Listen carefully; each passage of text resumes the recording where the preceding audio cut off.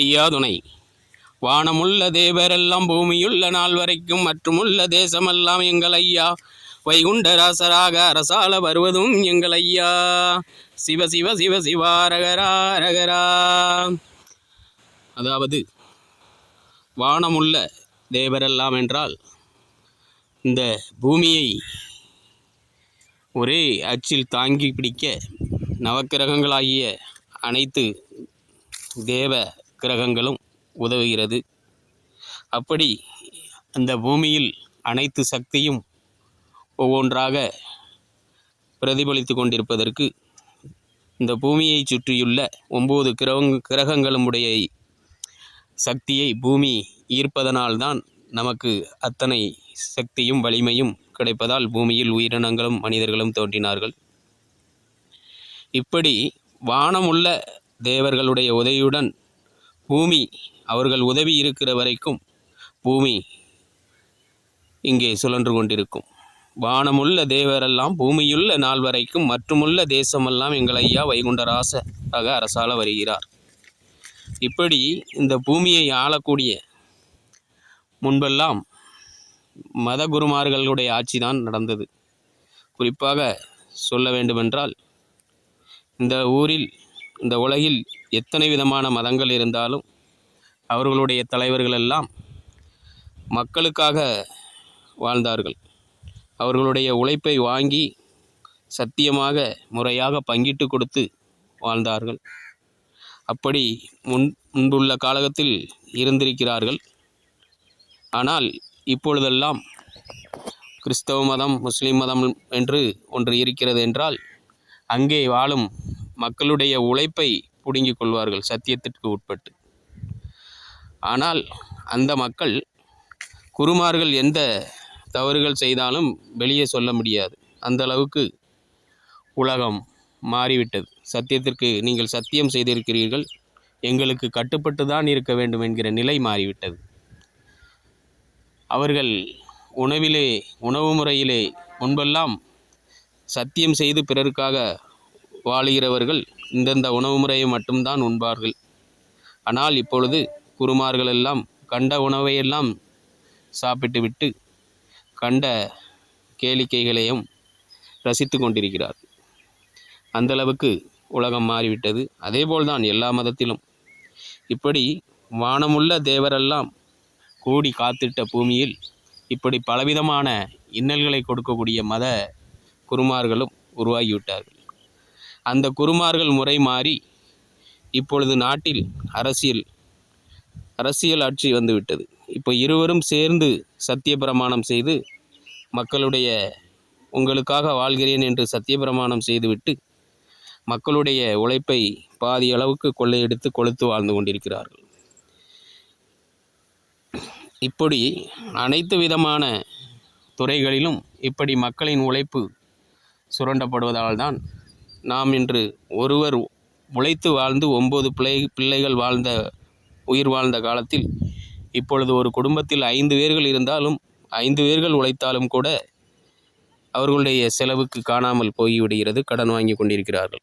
அதைத்தான் ஐயா வானமுள்ள தேவரெல்லாம் பூமியுள்ள நாள் வரைக்கும் மற்றுமுள்ள தேசமெல்லாம் வைகுண்டராசராக இந்த உண்மைகளெல்லாம் அறிந்து மக்கள் ஒரு நல்ல கருத்துள்ள நிலையை அனைவரும் அறிந்து அவர்களுடைய ஆட்சியை அவரே தர்மயுகமாக மாற்றும் அளவுக்கு உருவெடுத்து வருவார் என்று கூறியிருக்கிறார். இப்படி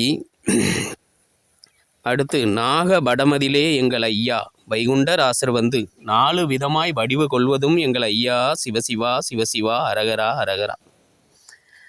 நாக வடம் என்றால் இந்த உலகத்தில் ஐம்பூதம் என்று இருக்கிறதென்றால் நீர் நிலம் காற்று ஆகாய நெருப்பு ஒவ்வொரு சக்தியையும் உறிஞ்சி வாழக்கூடிய பாம்புகள் ஒன்று.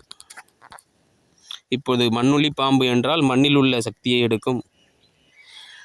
மண்ணும் நீரையும் சேர்த்து சாப்பிடக்கூடிய மலைப்பாம்பு என்பார்கள். அது அளவில் பெரிதாக வரும். அது மலைப்பாம்பாக இருக்கும். இப்படி நாகப்பாம்பு, பில்லுக்கு விருஷன் தாவரத்தில் உள்ள நச்சுக்களை எடுத்து சாப்பிட்டு இப்படி 5 பூதமும் நம் உடம்பில் பாம்பாக முறுக்கேறி தண்டுவடமாக இருக்கிறது. முதுகு தண்டுவடமாக இருக்கிறது. அப்படி இந்த உலகிலும் சரி, மனிதனுடைய உருவத்திலும் சரி, விலங்குகளுடைய உருவத்திலும் சரி, அந்த பஞ்சபூதம் உயிர்களாக ஒவ்வொன்றாக இந்த உடம்பில் ஊடுருவி நம்மளை வாழ வைத்து கொண்டிருக்கிறது. அப்படிப்பட்ட அந்த பஞ்சபூதத்தில் நஞ்சுகளை கலப்பதால் தான் இந்த உலகில் வெவ்வேறு விதமான நோய்களும் பிணிகளும் வந்து கொண்டிருக்கிறது. அதே போலத்தான் நாக வடமதிலே எங்கள் ஐயா வைகுண்டராசர் வந்து 4 விதமாய் வடிவு கொள்வதும் எங்கள் ஐயா. அதாவது மும்மூர்த்திகள் என்பார்கள், அதில் ஒருவருக்கு 4 முகம் என்பார்கள். அவருக்கென்று வேதத்தை மறந்து விட்டதாக ஒரு கதை சொல்லி அவர்களுக்கென்று வழிபாடு கிடையாது என்பார்கள். அந்த அவர்களை ஆசாரி என்பார்கள். தச்சர் அந்த நான்முகனுடைய வம்சம் என்று அவர்கள் ஒரு குலத்தை உருவாக்கினார்கள். அவர்களால் தான் இந்த உலகம் முழுக்க தொழில்கள் பரவியது. இப்படி அந்த நான்முகனும் உடைய தொழில்கள் பரவியதால் தான் அந்தந்த நாட்டில்களுடைய அனைத்து மக்களுக்கு தேவைப்படும் கருவிகள் எல்லாம் உதயமாயின.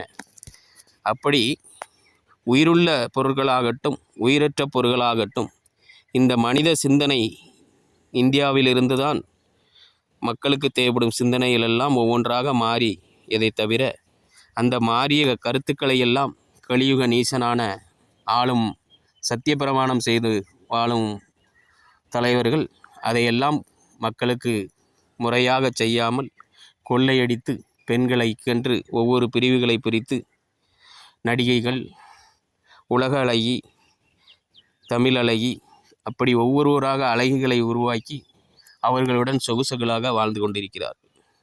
இப்படி எத்தனையோ விதமான கருத்துக்களை கூறினாலும் நாம் நமது குழந்தைகளை ஒரு மனிதன் பிறந்து விட்டால் அவர்களுடைய வம்சத்தை பெருக்க கடுமையாக உழைத்து வாழும் மக்களை ஏமாற்றுவதால் அதை தீர்க்க வேண்டும் என்பதற்காகத்தான் தர்மயுகம் மலரும் என்று சொல்லி ஒவ்வொரு கருத்துக்களாக ஐயா உருவாக்கி கொண்டிருக்கிறார்.